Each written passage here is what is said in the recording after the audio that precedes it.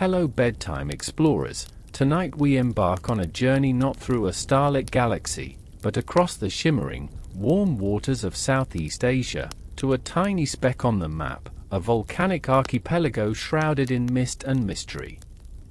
Imagine, if you will, the gentle lapping of waves against the hull of an ancient wooden ship, the air thick with the scent of damp earth and something else, something exotic, something profoundly intoxicating.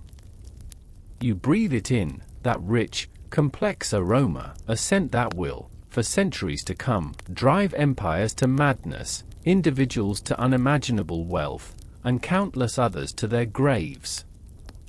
Yes, tonight we're going to the Banda Islands, the legendary birthplace of nutmeg and mace, spices so coveted they literally reshaped the world. You probably won't survive the mental journey unscathed, for the tale is fraught with greed, betrayal, and a desperate struggle for control. So, before you get comfortable, take a moment to like the video and subscribe, but only if you genuinely enjoy what I do here. And do feel free to drop a comment below, letting me know where in the world you're listening from and what time it is for you right now. Now, dim the lights, take a deep breath, close your eyes, and let's ease into tonight's journey together. You find yourself drifting, not through time, but through an ethereal present, observing the untouched beauty of the Banda Islands centuries ago. The air is warm, humid, and carries the faint, sweet perfume of the nutmeg tree, Myristica fragrans. It's a medium-sized evergreen, its glossy, dark green leaves catching the sunlight, and its pale yellow flowers giving way to small, apricot-like fruits. When these fruits ripen, they split open to reveal a dark brown, shiny seed, that's your nutmeg. And wrapped around that seed, like a delicate crimson lace, is the mace, a finer, more pungent spice. It's hard to fathom, isn't it, how such humble beginnings could lead to such monumental consequences. This small cluster of volcanic islands, so remote, so seemingly insignificant, held a secret that would ignite a global obsession. Imagine plucking one of these fruits, feeling its smooth skin, smelling its subtle promise. You crack it open, revealing the vibrant mace, and the hard, woody nutmeg. The Bandanese people, the indigenous inhabitants, knew its power long before anyone else. For them, it wasn't just a seasoning, it was medicine, a preservative, a part of their daily lives. They had traded it amongst themselves and with neighboring islands for millennia, a quiet, sustainable existence built around this botanical marvel. This trade, largely conducted by proas, traditional sailing vessels, was relatively peaceful, a testament to the limited reach of early commerce.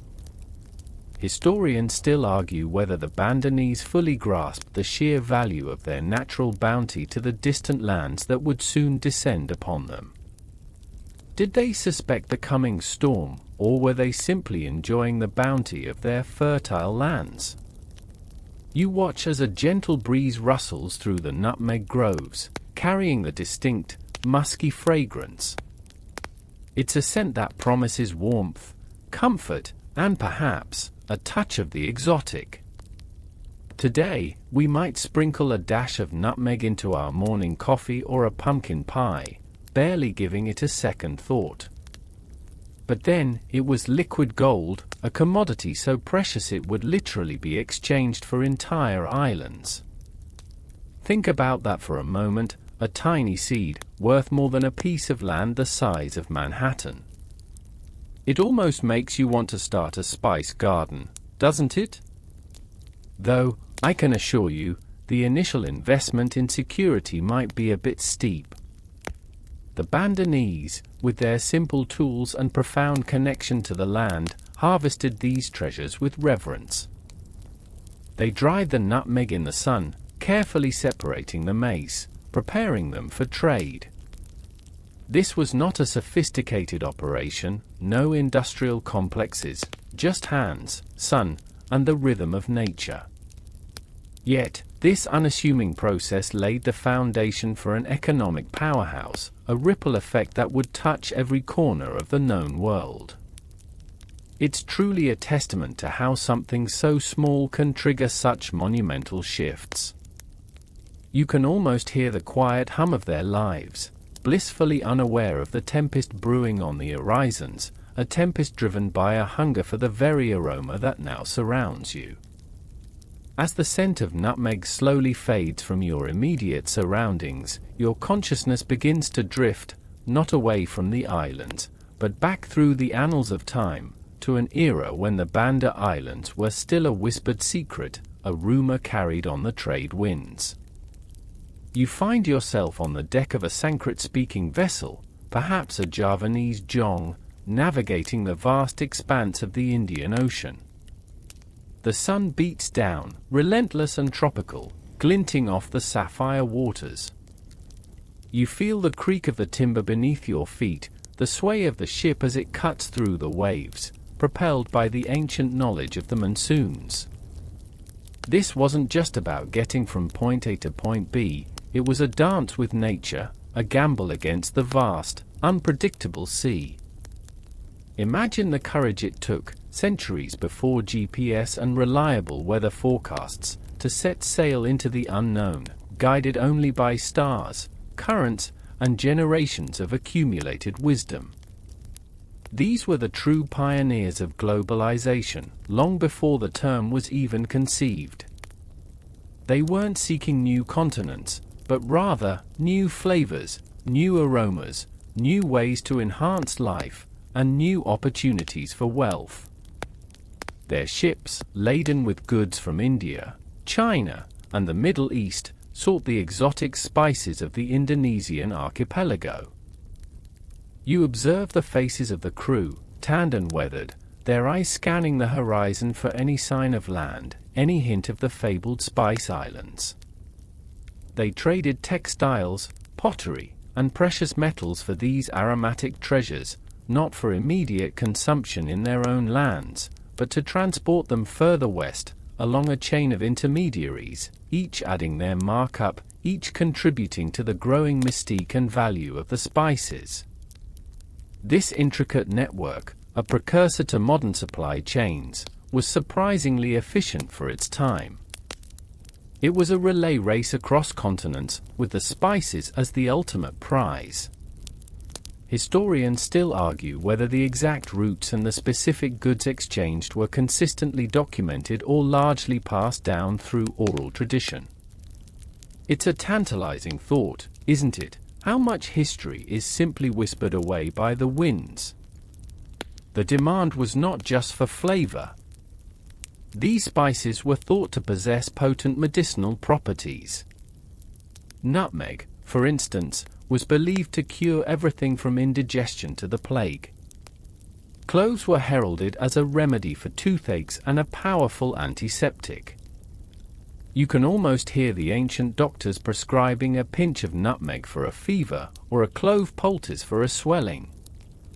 It's funny how a good marketing campaign, even one based on limited scientific understanding, can really drive demand. You might even chuckle at the idea of your ancestors trying to ward off the bubonic plague with a pocketful of nutmeg, but then again, they didn't have antibiotics, did they? As the centuries rolled on, this trade intensified. Indian, Chinese, and Arab merchants became crucial links in this global chain. The Arabs, in particular, became masters of the maritime routes across the Indian Ocean, dominating the trade for centuries.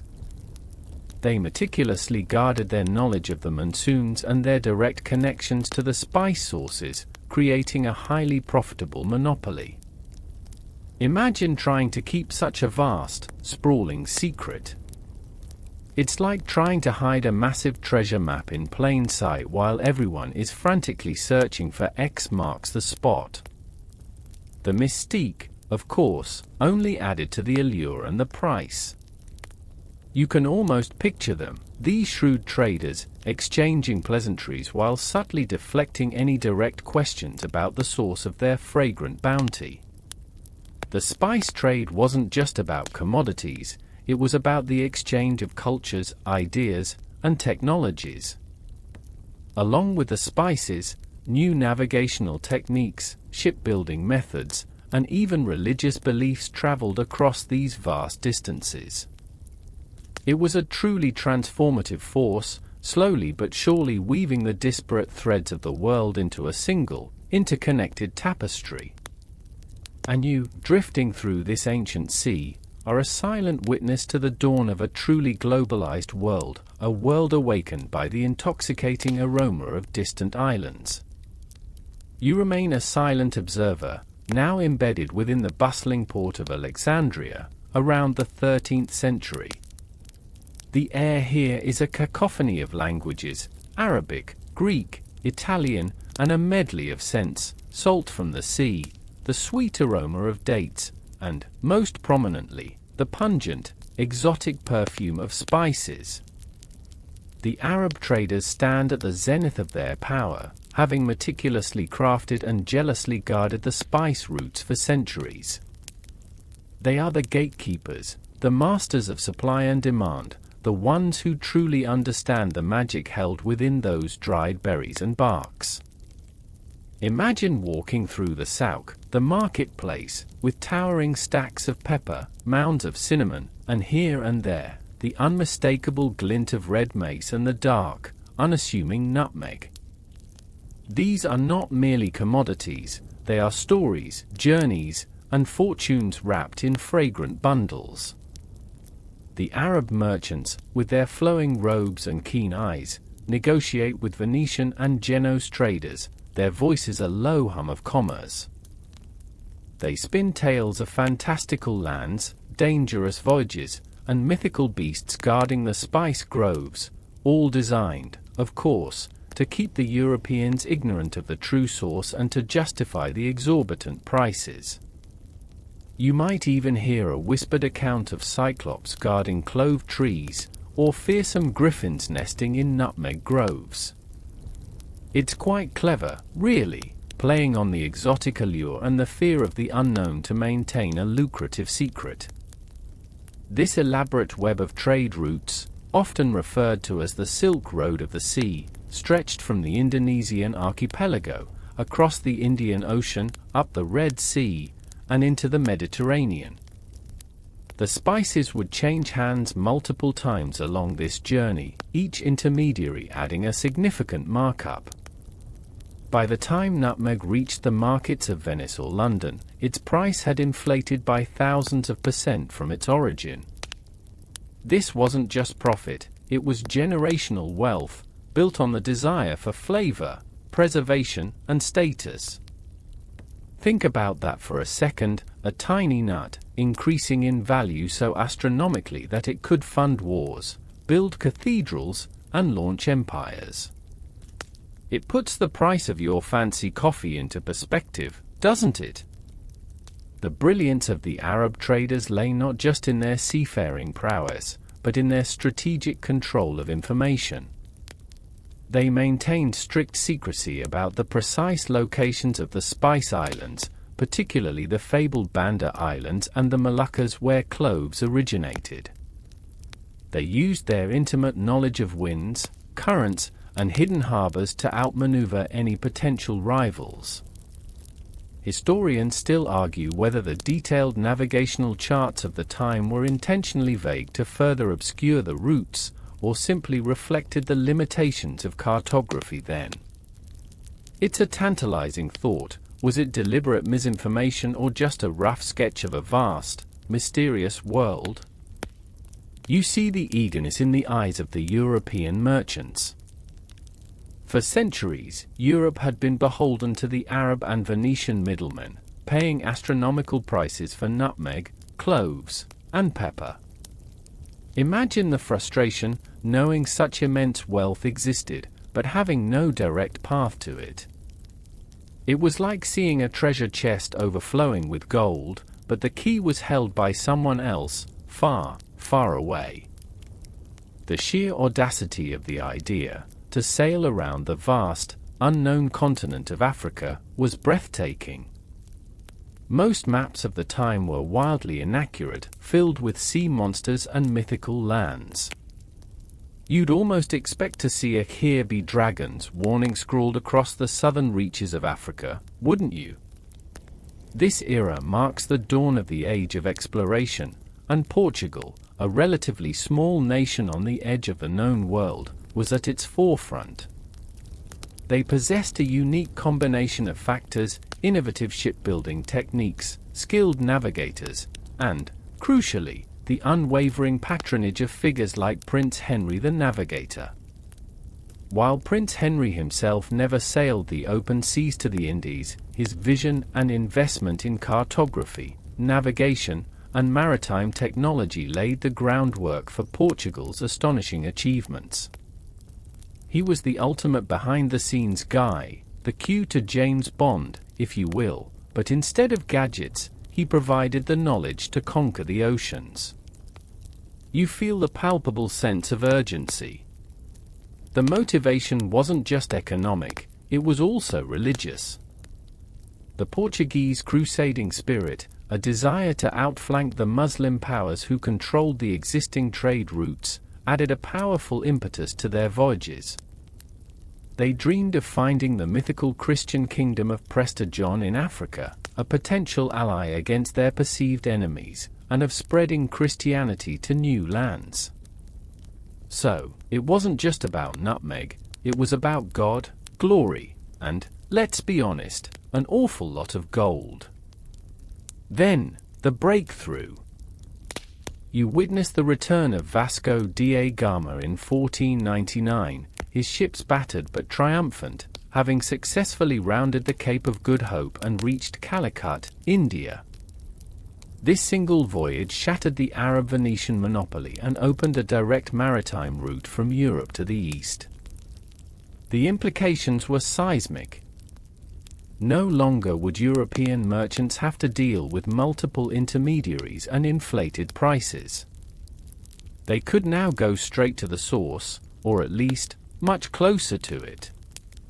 This was the historical equivalent of someone finally finding the secret shortcut in a video game that everyone else thought was impossible. The Portuguese quickly established trading posts and fortresses along this new route, asserting their naval dominance. Their ships, armed with cannons, were a formidable force compared to the traditional trading vessels of the Indian Ocean.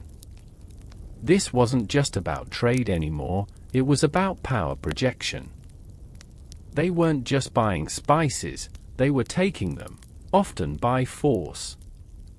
Historians still argue whether Portugal's initial aggression was a calculated strategy from the outset or a response to resistance from established traders.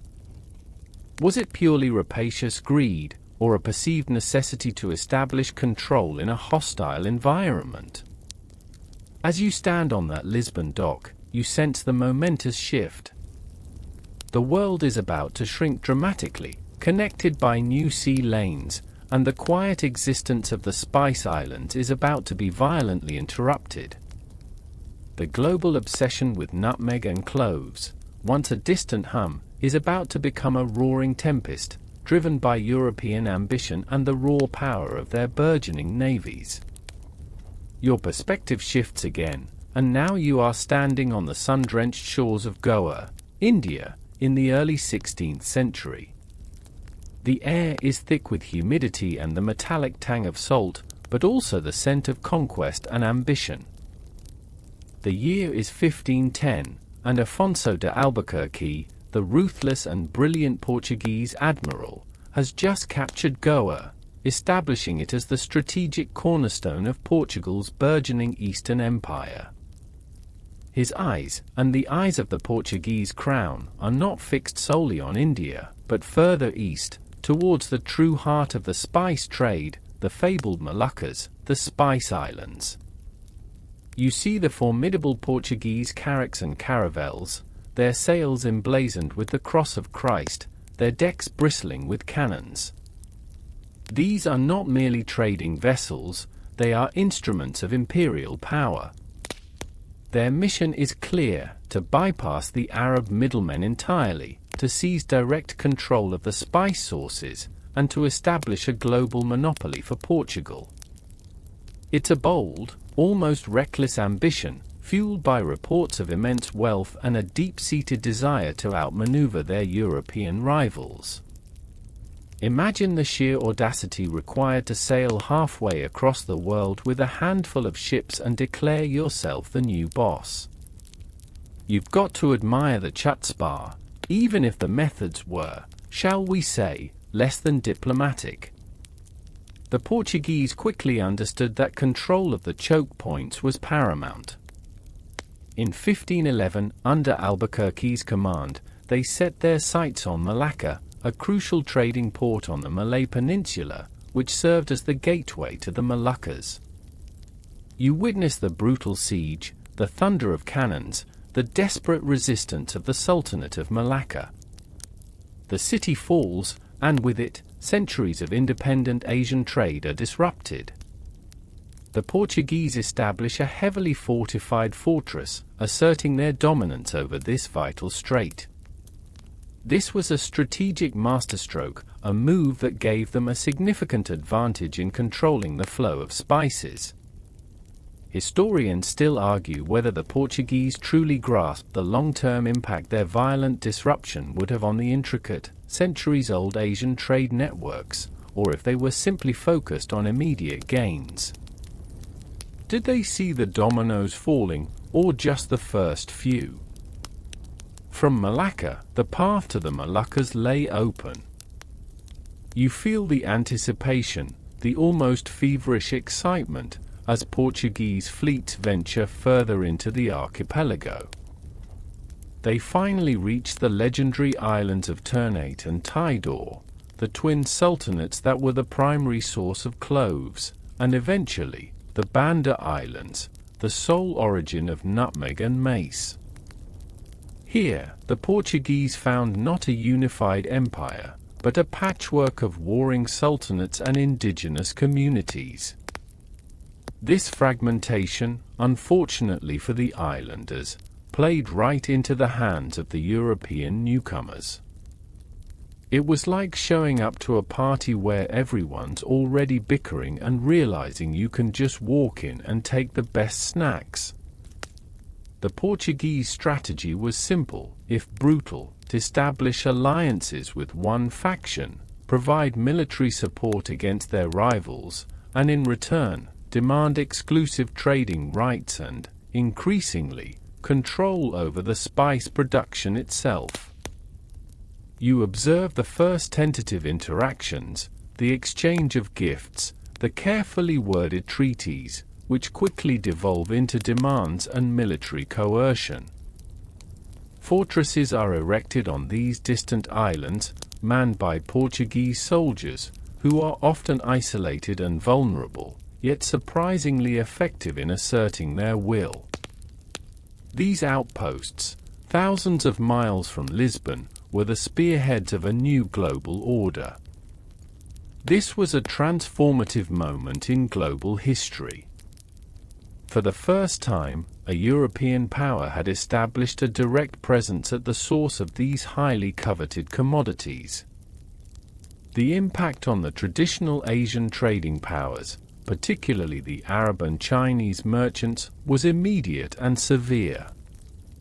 Their long-standing routes were now threatened, their profits drastically reduced.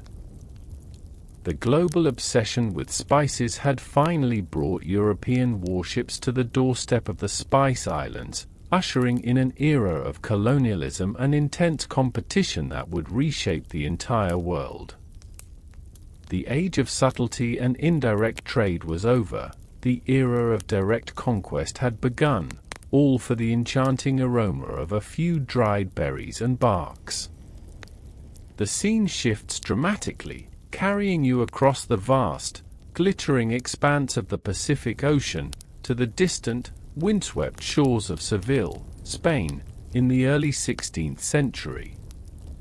While Portugal was diligently, and violently, consolidating its grip on the eastern spice routes, another European power, their perennial rival, was hatching an audacious plan. You feel the cool Atlantic breeze on your face as you stand amidst the bustling docks, where ships are being prepared, not for a familiar voyage east, but for an unprecedented journey west, a desperate gamble to reach the Spice Islands by circumnavigating the globe. Imagine the tension, the whispers of skepticism and excitement that permeated the Spanish court. The Treaty of Tordesillas, signed in 1494, had neatly divided the newly discovered world between Portugal and Spain, drawing an imaginary line down the Atlantic.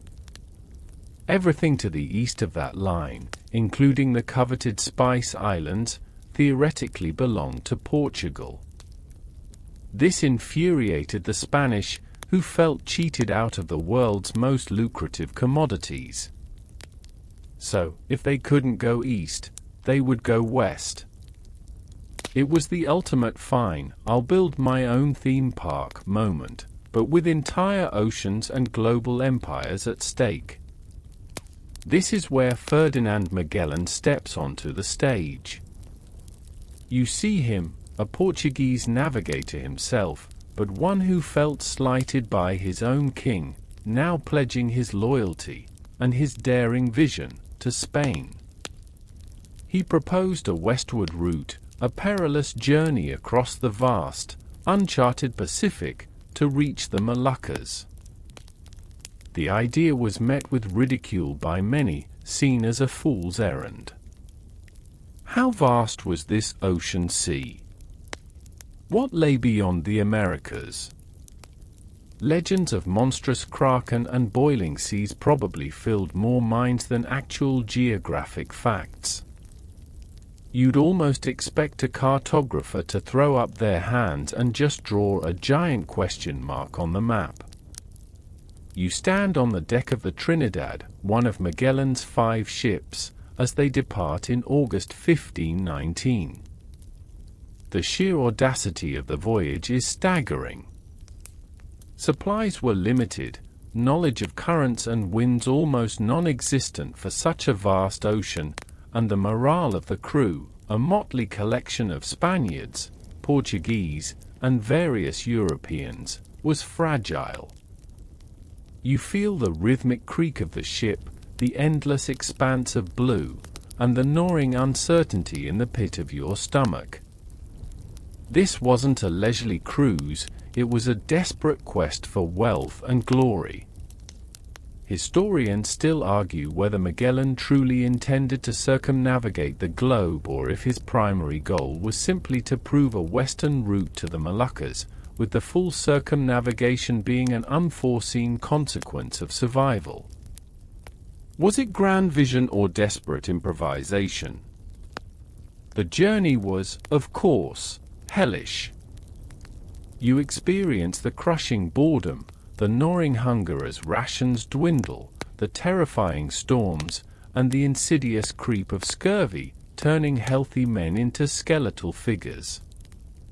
The discovery and passage through the perilous strait that now bears Magellan's name, at the southern tip of South America, was a monumental feat of navigation.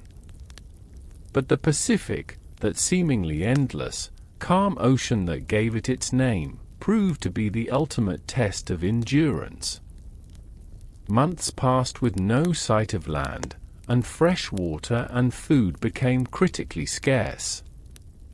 You can almost taste the desperation, the desperate thirst, the sheer desolation of being utterly lost on a featureless sea. Finally, in March 1521, after more than 3 months of unimaginable hardship, they sighted land in the Philippines. While a source of temporary relief, this would ultimately be Magellan's undoing. You witness his fatal entanglement in local politics, his overconfidence leading to his death in a skirmish on Mactan. A bittersweet victory, if it can even be called that. Of the original 5 ships, only the Victoria, commanded by Juan Sebastian Elcano, managed to complete the circumnavigation, limping back to Spain in September 1522, laden with a precious cargo of cloves. You see the emaciated survivors, their faces gaunt but triumphant.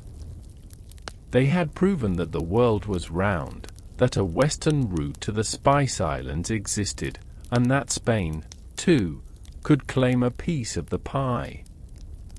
The sheer value of the spices carried by the Victoria alone covered the entire cost of the expedition, with a substantial profit. It was an astonishing validation of the incredible gamble. This momentous journey solidified the global obsession with spices, proving that no distance was too great, no danger too severe, in the relentless pursuit of their intoxicating aroma and the wealth they promised. You find yourself now amidst the clamor and ambition of Amsterdam in the late 16th century. The air, typically brisk and salty from the North Sea, is thick with the buzz of commerce and increasingly, the tantalizing aroma of exotic spices.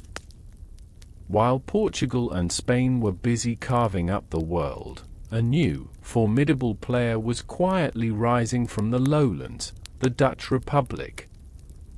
And their ambition for spices was not merely about trade, it was about absolute, unyielding control. Imagine the bustling docks, crowded with merchant ships. The Dutch, having gained their independence from Spain after a brutal 80-year war, were a nation of pragmatic, shrewd businessmen and master mariners. They had observed Portugal's lucrative monopoly with growing envy and strategic calculation. They saw the flaws in the Portuguese system, an overstretched empire, inefficient administration, and a network that, while vast, was vulnerable. The Portuguese relied on royal expeditions, often slow and cumbersome, unlike the agile, commercially driven Dutch. It was like comparing a lumbering state-owned enterprise to a nimble, cutthroat startup. You can practically hear the clinking of guilders and the hushed conversations about investment and risk. The individual Dutch voyages to the east in the 1590s, while proving a direct route was feasible, were fraught with peril and intense competition. The solution, they realized, lay in unity and unprecedented scale.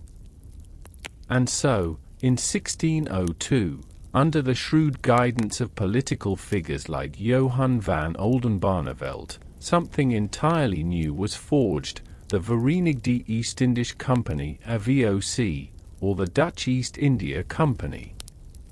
You witnessed the signing of the Charter, an event of immense historical significance. This wasn't just another trading company, it was a behemoth, granted extraordinary powers by the Dutch States General. The VOC was given a monopoly on all Dutch trade east of the Cape of Good Hope and west of the Strait of Magellan. More astonishingly, it possessed quasi-governmental authority. It could wage war, conclude treaties, coin money, and establish colonies. Think about that, a private company with the power of a nation-state. It was the world's first true multinational corporation, a leviathan of commerce and conquest. Historians still argue whether the VOC's unprecedented power was a necessary evil for such a colossal undertaking, or an early blueprint for unchecked corporate greed and imperialism. Was it pragmatic innovation or a harbinger of corporate tyranny?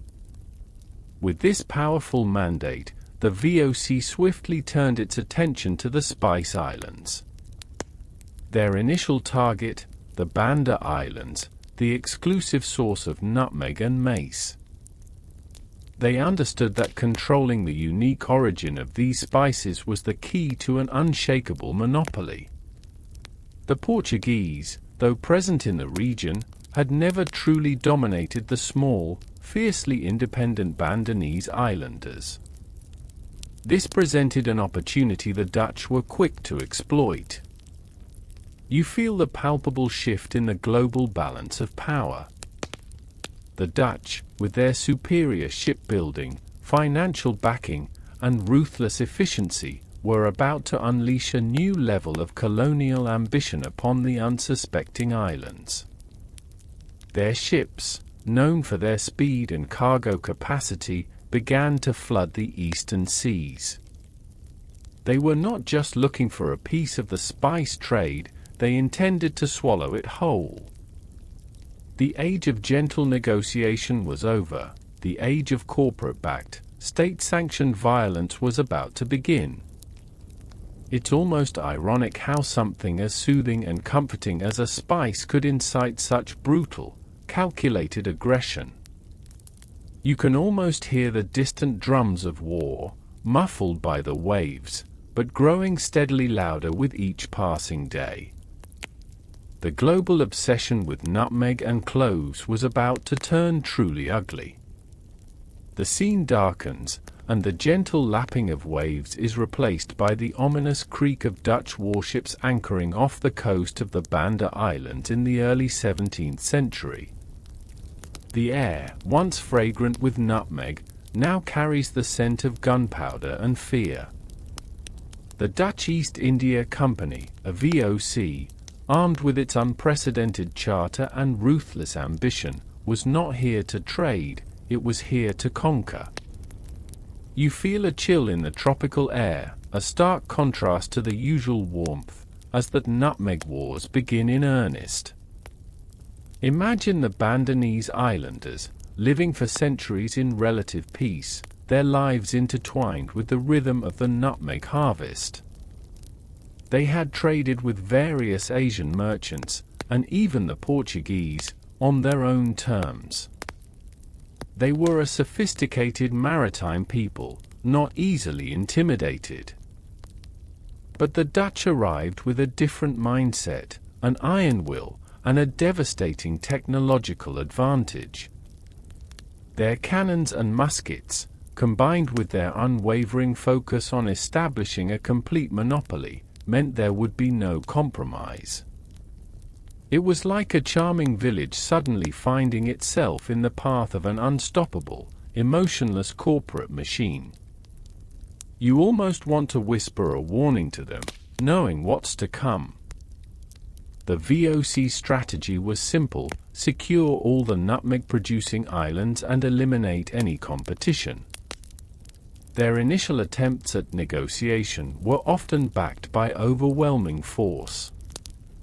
You witness the tense meetings, the Dutch commanders, stiff and unyielding, presenting demands for exclusive trading rights, backed by the implicit threat of their formidable fleet. The Bandanese, proud and independent, often resisted, attempting to play the Dutch against the English, who also had a nascent presence in the region. This cunning, though ultimately futile, strategy highlights their surprising geopolitical awareness. The arrival of Jan Pietersoen Coen as Governor-General of the VOC in 1619 marked a turning point. You see him as a man of chilling resolve, utterly convinced of the Dutch right to control the spice trade by any means necessary. He saw the Bandanese resistance not as defiance, but as an affront, an obstacle to the company's divine mission to amass wealth. He famously declared, "Despair not, neither spare your enemies, for God is with us." A charming fellow, wouldn't you agree? Always reassuring when someone invokes divine right before committing atrocities. His solution was brutal and systematic, complete subjugation.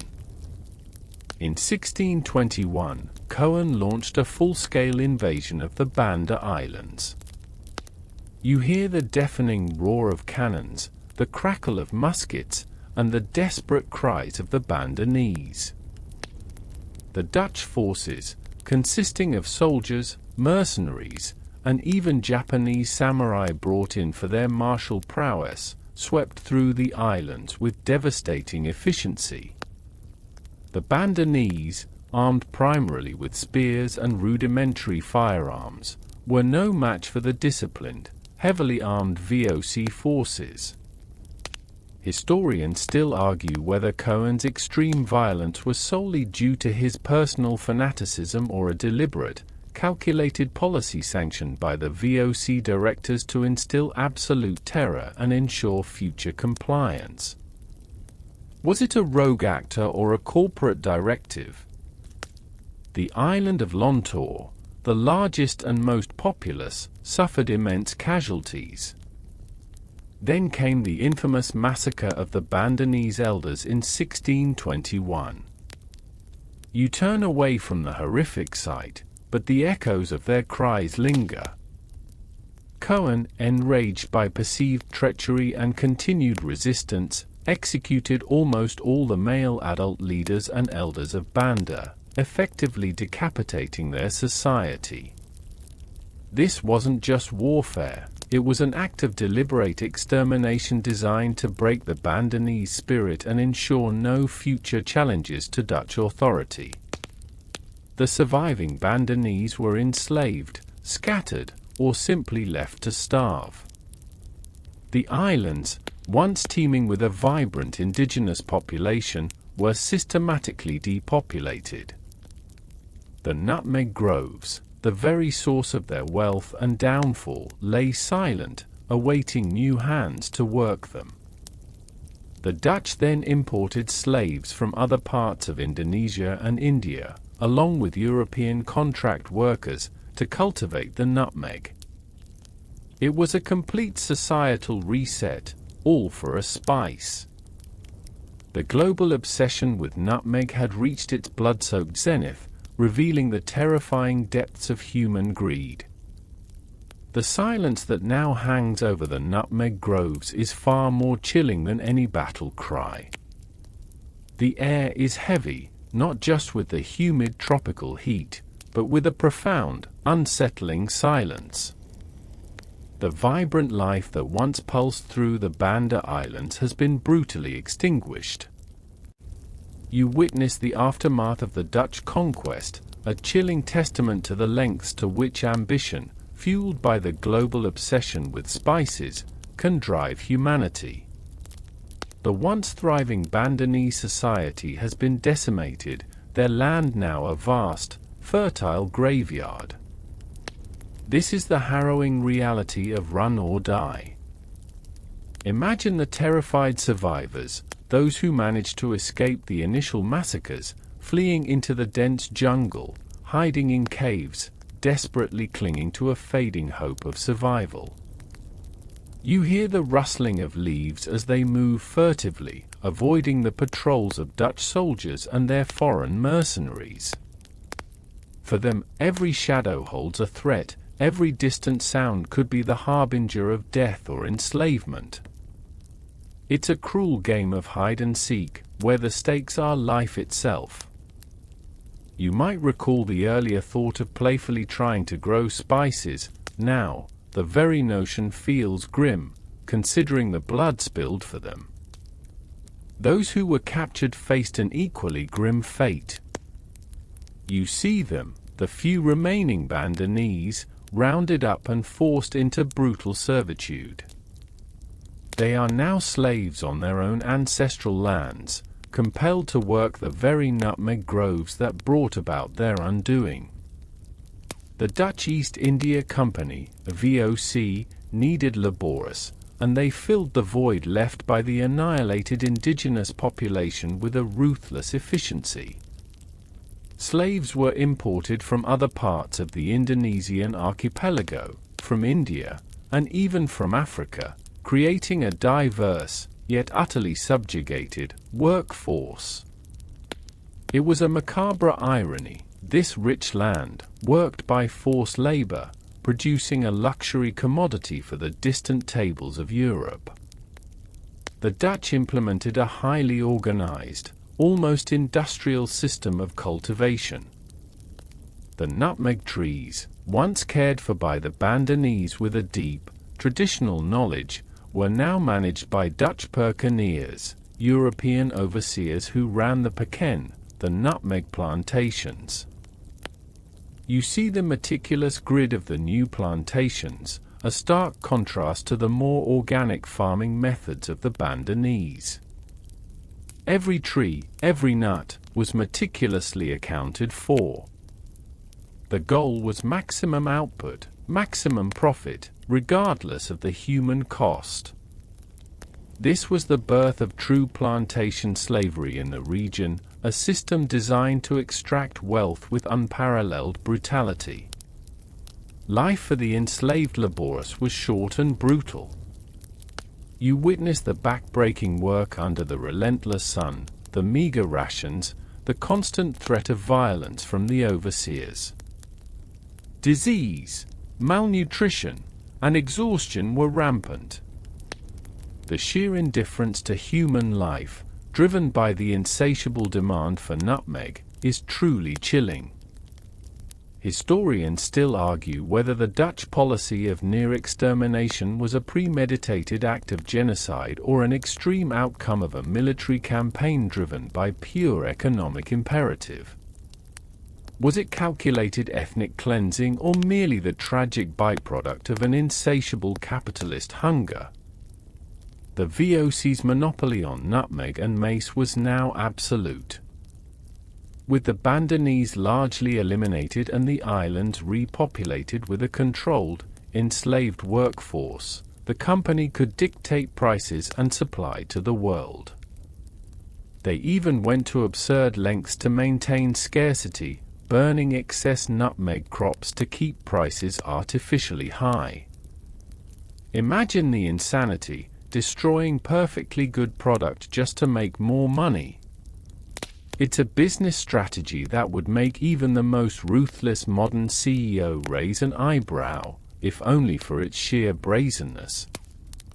The silence that now pervades the nutmeg groves is a permanent scar on the landscape, a reminder of the violent history etched into the very soil. The global obsession, once a distant dream of riches, had culminated in a nightmare for the people of Banda. And as you linger in this somber aftermath, you realize that the story of spices is not just one of exotic flavors and grand voyages, but also one of profound human suffering and the relentless pursuit of power. The very ground beneath your feet whispers tales of a vibrant culture silenced, all for the sake of a fragrant little nut. Your awareness now drifts away from the nutmeg-scented tragedy of Banda, westward, towards a different set of islands, equally fabled and equally coveted, the twin sultanates of Ternate and Tidor. Here, the air is thick with the pungent, sweet, and slightly metallic aroma of cloves, a spice that held as much global allure and commanded as much bloodshed as nutmeg. You find yourself observing the complex political landscape of these islands in the 16th century, a tapestry woven with indigenous rivalries and the insidious threads of European intervention. Imagine the islands themselves, volcanic, lush, rising dramatically from the turquoise sea, their fertile slopes ideal for the Syzygium aromaticum tree, the source of cloves.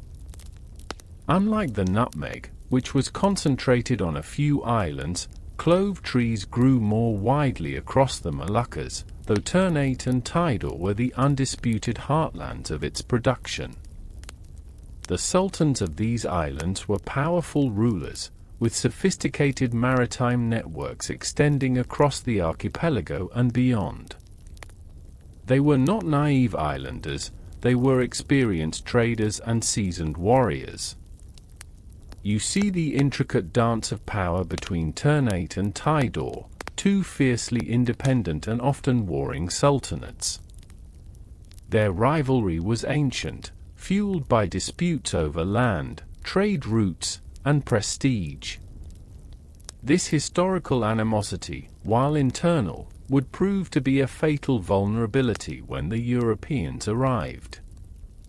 It was like two siblings constantly squabbling, completely unaware that a much larger, more dangerous predator was watching them from the bushes, ready to pick them off one by one.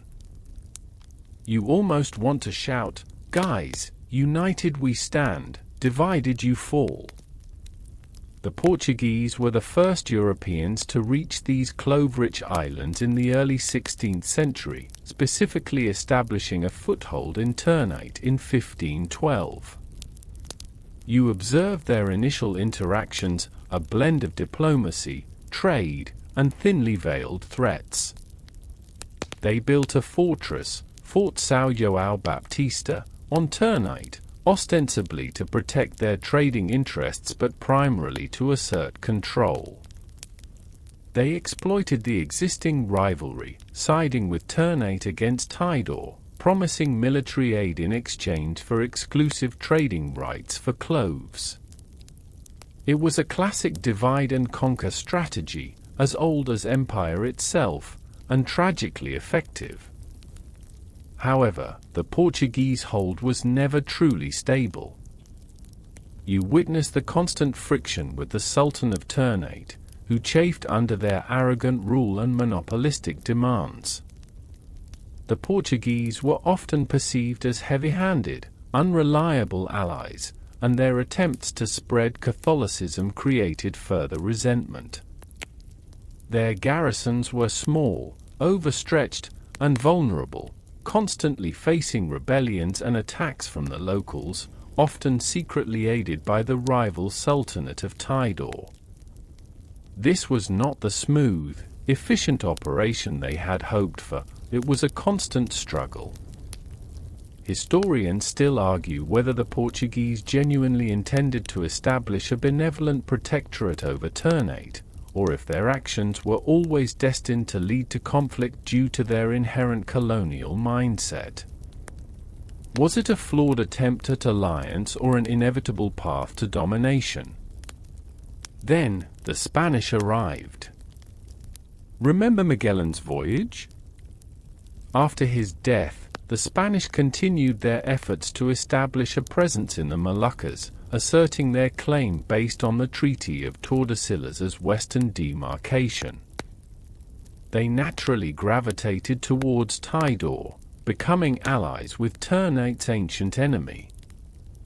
You see Spanish galleons arriving, their flags fluttering in defiance of Portuguese claims, setting up their own fortresses and trading posts on Tidor. The Moluccas became a microcosm of the larger European power struggle, a proxy battleground far from the courts of Europe, all fought over the fragrant spice of cloves. It was like watching a very slow-motion, extremely violent game of global chess, with the indigenous rulers as pawns. For decades, the Moluccas were a hotbed of intrigue, skirmishes, and full-blown battles between the Portuguese and Spanish, often with the local sultans caught in the middle or skillfully playing one European power against the other. The clove trade, while immensely profitable, was perpetually disrupted by these conflicts. The irony is palpable. Europeans fought bloody wars thousands of miles from home over a spice they knew very little about, except its market value. The global obsession with cloves, much like nutmeg, was leading to an ever-escalating cycle of violence and colonial ambition, setting the stage for the arrival of an even more formidable and ruthless power. The tumultuous dance between the Portuguese and Spanish over the Clove Islands of Ternate and Tidor eventually drew to a close, not through a grand, decisive battle, but through a gradual, inevitable shift in global power. You find yourself now, again, amidst the cunning and relentless ambition of the Dutch East India Company, VOC, watching as they meticulously dismantle the last vestiges of European competition to establish their iron-fisted monopoly on cloves.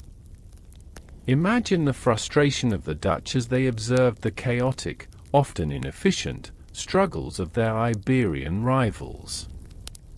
They saw fragmented control, constant warfare, and ultimately, a less than perfect supply chain for the world's most valuable spice. The VOC, having already established its brutal grip on nutmeg in the Banda Islands, knew that the key to ultimate dominance lay in replicating that success with cloves. Their motto, if they had one for this endeavor, might as well have been, if you want something done right, do it yourself, and then make sure no one else can. The Dutch strategy was patient but relentless. They gradually chipped away at the Portuguese and Spanish influence. You witnessed the naval blockades, the strategic alliances with local rulers who were tired of their existing European overlords, and the relentless pressure of superior Dutch firepower and organization. In 1605, the Dutch captured the Portuguese fort on Ambon, another important spice island, a key step in their expansion. Then, in 1607, they established their own fort on Ternate, subtly undermining the Portuguese presence. It was a slow, agonizing squeeze, like watching a python gradually constrict its prey. The definitive moment came when the Spanish, already overstretched by their vast American empire and constant wars in Europe, decided that holding on to their distant outposts in the Moluccas was simply not worth the immense cost and effort. In 1663, after decades of sporadic conflict and limited returns, Spain officially withdrew from Tidor, consolidating its forces in the Philippines. You see the Spanish flags being lowered, a quiet, almost anticlimactic end to a century of their Moluccan dreams. This left the Dutch with a clear path to total dominance. Historians still argue whether Spain's withdrawal was a wise strategic retreat or a costly forfeiture of immense potential wealth, paving the way for the Dutch to consolidate a near-global monopoly. Was it foresight or simply a concession of defeat? With their European rivals effectively neutralized, the VOC turned its full, unblinking gaze on the indigenous populations and their precious clove trees. Their methods were as ruthless as those employed in Banda. You feel the chilling efficiency of their system. Forts were established on strategic islands, and treaties were forced upon local rulers, granting the VOC exclusive purchasing rights and forbidding them from selling cloves to anyone else. Any ruler who dared to defy these terms faced immediate and severe retribution. But the real key to their monopoly wasn't just controlling trade, it was controlling production. The Dutch implemented what they called the extirpation policy. You hear the chilling word, extirpation, meaning complete destruction. VOC soldiers were ordered to systematically destroy all clove trees that grew outside of the company's designated cultivation areas, primarily on Ambon and a few other islands under direct Dutch control. Imagine the sight: vast swathes of fragrant clove trees, centuries old, felled and burned to ensure scarcity and drive up prices. It was an act of botanical vandalism on a grand scale, all designed to ensure that only the VOC could supply the world with cloves. This was pure economic warfare, a scorched earth policy applied to nature itself. You can almost smell the burning wood, a bitter end to the sweet aroma of the spice. This extreme measure created an artificial scarcity, guaranteeing astronomical profits for the VOC. They strictly monitored shipping, enforced harsh penalties for smuggling, and controlled every aspect of the clove supply chain. The islands that once boasted a multitude of growers and traders were now reduced to monoculture plantations, ruthlessly managed by the company. The global obsession with cloves had morphed from a pursuit of flavor into an instrument of unparalleled corporate control, transforming entire islands into open-air factories for luxury goods, often built on the backs of forced labor. The monopoly was complete, unyielding, and enforced with an iron fist. The air, though still humid, carries a faint, almost defiant whisper. Despite the absolute, iron grip of the Dutch East India Company (VOC), despite their brutal extirpation policy and their omnipresent patrols, the human spirit, driven by desperation and the age-old lure of immense profit, found ways to resist. You now observe the shadowy world of smuggling and resistance in the 17th and 18th centuries, a desperate game of cat and mouse played across the vast, intricate waterways of the Indonesian archipelago. Imagine the sheer audacity of it, going against the most powerful corporation in the world, a company with its own army, navy, and judicial system. Yet, people did. For the indigenous islanders, robbed of their livelihood and forced into servitude, smuggling was not merely about profit, it was an act of survival, a tiny flicker of defiance against an overwhelming oppressor.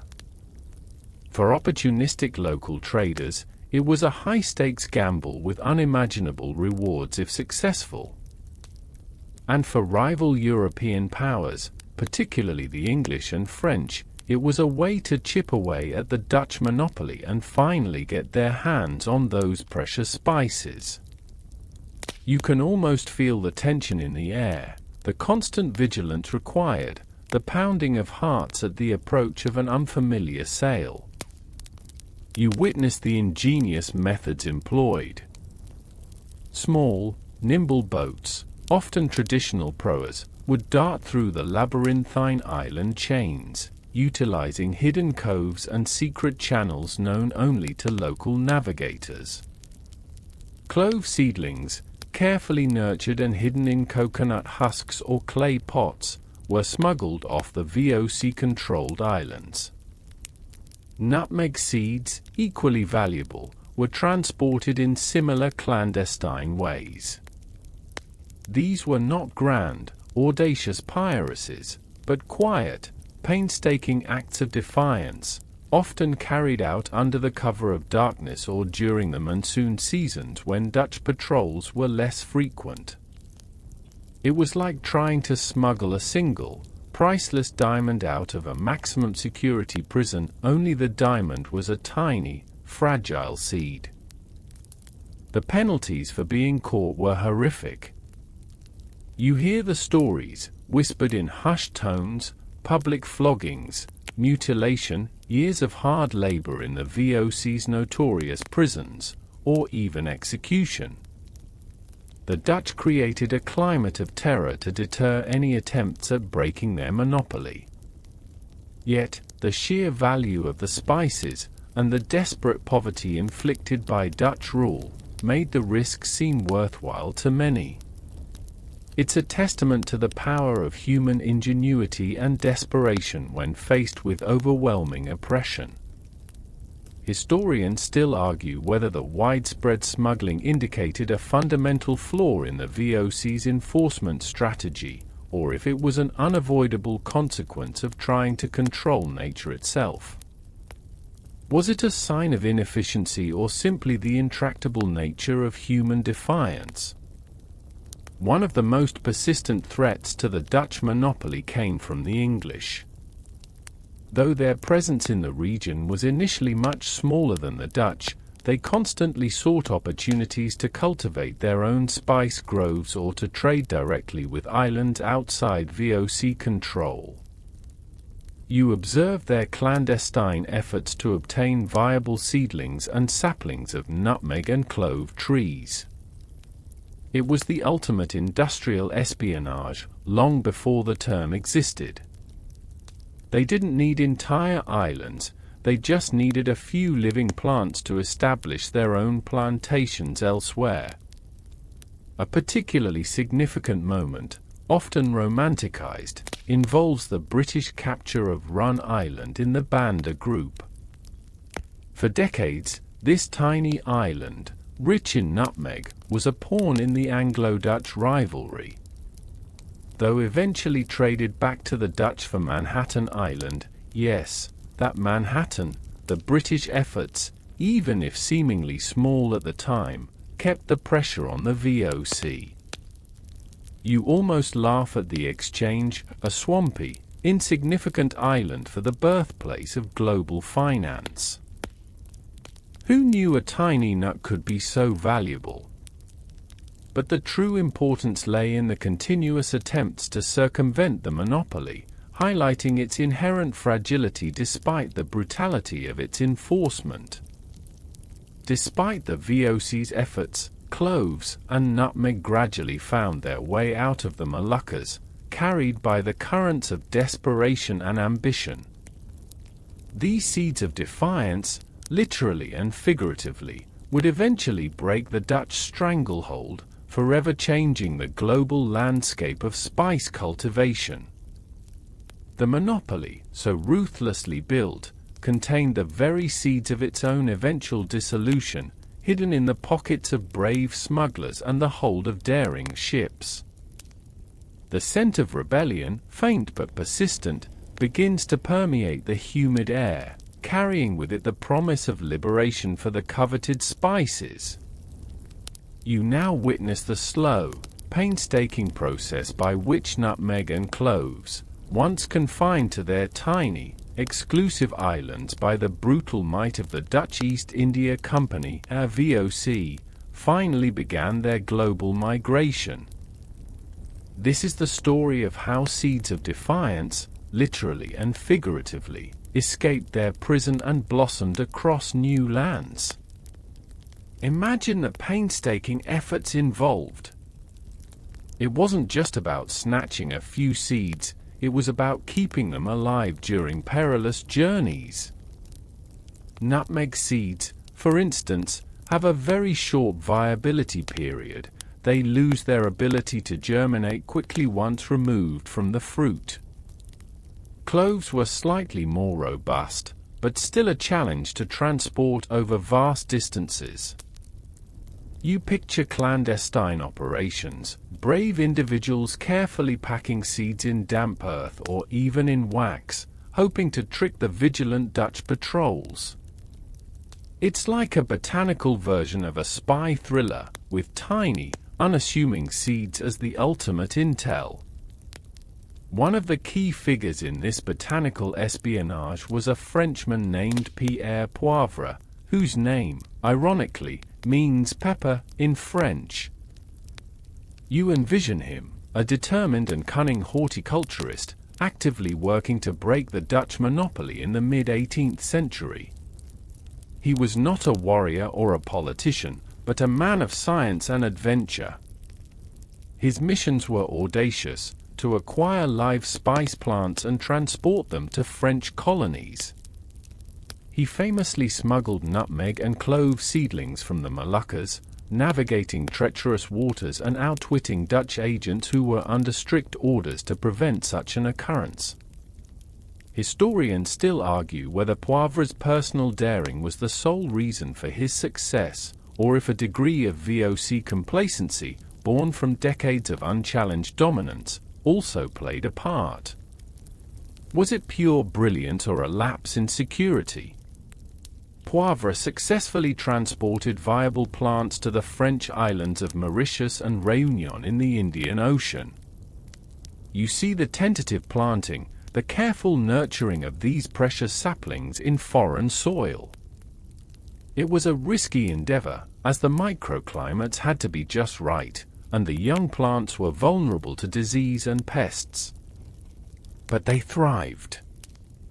The scent of nutmeg and cloves, once solely associated with the Moluccas, now mingled with the tropical air of new French colonies. This was a monumental crack in the Dutch monopoly, a slow but inevitable leakage of their most jealously guarded secret. Meanwhile, the British, ever keen to undermine their Dutch rivals, also pursued their own efforts to acquire spice plants. They managed to establish clove and nutmeg cultivation, often through similar means of smuggling and daring expeditions, in places like Penang, now in Malaysia, and later, their Caribbean colonies, notably Grenada. You witness the spread of these green gold mines across the globe, a testament to relentless ambition and the indomitable spirit of horticultural piracy. It's almost comical how much effort, and how many lives, were expended over these aromatic plants, transforming tiny islands into global economic battlegrounds. The initial yields from these new plantations were small, but they marked the beginning of the end for the VOC's absolute control. The Dutch fiercely tried to suppress these emerging sources, sending out naval patrols to destroy any rogue spice groves they discovered. But it was a losing battle. Once the genie was out of the bottle, or rather, once the seed was out of the island, there was no putting it back. The seeds, carried by humans, wind, and even birds, eventually found homes in new, distant lands. This global dispersal had a profound impact. It democratized spices, making them more widely available and eventually more affordable. The aura of extreme exclusivity, built on scarcity and violence, began to fade. The global obsession, once narrowly focused on the Moluccas, now found new centers of cultivation, transforming spices from unattainable luxuries into commodities that would eventually become common household items. The world was slowly but surely being seasoned, one smuggled seed at a time. The narrative shifts once more, taking you to a brief but pivotal interlude in the early 19th century, a moment when the relentless global game of spice monopoly saw an unexpected player momentarily seize control. You find yourself observing the British, not as mere smugglers, but as temporary masters of the very sources of nutmeg and cloves, a period that would irrevocably alter the landscape of spice cultivation and contribute to the end of the Dutch East India Company's, VOC, absolute power. Imagine the geopolitical upheaval across Europe in the late 18th and early 19th centuries. The Napoleonic Wars raged, reshaping continental alliances and spilling over into the colonial empires. The Netherlands, caught in the maelstrom, found itself under French influence. This presented a golden opportunity for Britain, who, as the dominant naval power and Napoleon's chief adversary, saw a chance to cripple Dutch commerce and expand their own colonial holdings. It was like a sudden, unexpected opening in a fiercely competitive board game, and the British were quick to pounce. In 1796, and again from 1810 to 1816, the British occupied various Dutch colonies in Southeast Asia, including the prized Banda Islands and the Moluccas, the very heartlands of nutmeg and clove production.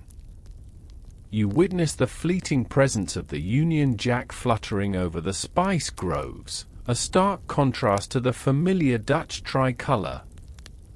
For the first time in centuries, the VOC's stranglehold was broken, not by cunning smuggling, but by brute military force. This was the ultimate hostile takeover, played out on a global stage. The British were not interested in maintaining the Dutch monopoly for its own sake. Their goal was to foster widespread cultivation of these lucrative spices within their own colonial empire, thereby breaking the Dutch price control once and for all. You see them, with a mix of shrewdness and desperation, immediately recognizing the extraordinary opportunity before them. They meticulously collected viable seedlings and saplings from the Moluccas and Banda. This was no longer about a few smuggled seeds in a pocket. This was a systematic, state-sponsored transfer of agricultural wealth. One key figure in this process was Christopher Smith, a British botanist who, during the occupation, supervised the transfer of thousands of nutmeg and clove plants to other British territories. You imagine him, carefully overseeing the uprooting and transport of these precious trees, ensuring their survival on the long sea voyage. Many were taken to Penang, then Prince of Wales Island, part of British Malaya, and even further afield, to Ceylon, modern-day Sri Lanka, and the Caribbean islands, particularly Grenada and St. Vincent. This was an agricultural diaspora on an unprecedented scale, transforming the global distribution of these aromatic plants. Historians still argue whether the British genuinely understood the full economic implications of breaking the monopoly, or if it was more an opportunistic wartime measure that simply had far-reaching consequences. Was it strategic foresight or a lucky break? When the British returned the islands to the Dutch after the Napoleonic Wars, part of the larger peace settlements, the damage to the VOC's monopoly was irreversible. The secret of spice cultivation was out, and new plantations were already thriving in British colonies. You can almost feel the exasperation of the returning Dutch officials, surveying their diminished empire, knowing that their centuries-long, brutally enforced exclusivity was now fatally compromised. The very essence of their immense wealth had literally been transplanted. The long-term impact of this British interlude was profound. It marked the definitive end of the Moluccas and Banda as the world's sole sources of nutmeg and cloves. While these islands continued to produce spices, they no longer held the unique, monopolistic power they once did. The global obsession, once so tightly controlled, was now decentralized. Spices, though still valuable, slowly began their transformation from ultra-luxurious, empire-defining commodities to more widely available, though still cherished, ingredients. The stage was set for a world where nutmeg in your eggnog, or cloves in your ham, would no longer signify unimaginable wealth, but merely a delicious culinary choice. As the echoes of colonial struggles fade, you are left with the lingering aroma of nutmeg and cloves, no longer confined to remote islands or monopolized by ruthless empires, but spread across the globe. You reflect on the profound legacy of this global obsession, a story that began with a few unassuming seeds and ultimately reshaped continents, ignited wars, and transformed human societies. Imagine your kitchen today, perhaps a jar of ground nutmeg tucked away in the spice rack, or a handful of cloves ready for mulled wine. You pick one up, a tiny, dried flower bud or a wrinkled nut, and for a fleeting moment, you connect with centuries of history. That little spice in your hand carries the weight of ancient voyages, the ambition of explorers, the brutality of conquerors, and the resilience of those who resisted. It's truly remarkable how something so small could have such colossal consequences. You might even find yourself adding an extra pinch of nutmeg to your next dish, just out of respect for its storied past. The story of nutmeg and cloves is a microcosm of early globalization. It illustrates how the desire for exotic goods propelled exploration, sparked scientific advancements in navigation and botany, and led to the first truly global trading networks. Before these spices, the world was a collection of disparate regions. After them, it was an increasingly interconnected web, albeit one often bound by chains of exploitation. This wasn't just about food, it was about power, status, and the relentless human drive for more. Consider the lasting impact on the Moluccas and Banda Islands themselves. While the Dutch monopoly ultimately crumbled, the centuries of colonial rule left an indelible mark. The indigenous populations were decimated, their cultures disrupted, and their economies forever altered by the imposition of monoculture. Even today, the descendants of those enslaved for the spice plantations live on these islands, a living testament to a painful past. The fertile land still produce nutmeg and cloves, but the ownership and control are vastly different from the days of the VOC. Historians still argue whether the long-term economic benefits, if any, for the spice-producing regions eventually outweighed the immense human cost and ecological damage inflicted by the European monopolies. Was it a necessary evil for global economic development, or simply an unforgivable stain on history? The legacy extends beyond the islands. The immense profits generated by the spice trade fueled the rise of European mercantile powers, contributing to the wealth that would fund the Industrial Revolution and shape the modern world. The Dutch East India Company, though dissolved in 1799, remains a powerful symbol of early corporate capitalism, demonstrating the staggering power a private entity could wield. Its model influenced countless future corporations, setting precedents for international trade, colonial expansion, and unfortunately, unchecked corporate greed. You almost expect to see their ghostly ships, laden with spices, sailing past Singapore's modern skyline, a reminder of the origins of global trade. And what about the spices themselves? They lost their extreme rarity, their mystical aura, becoming more accessible to the common person.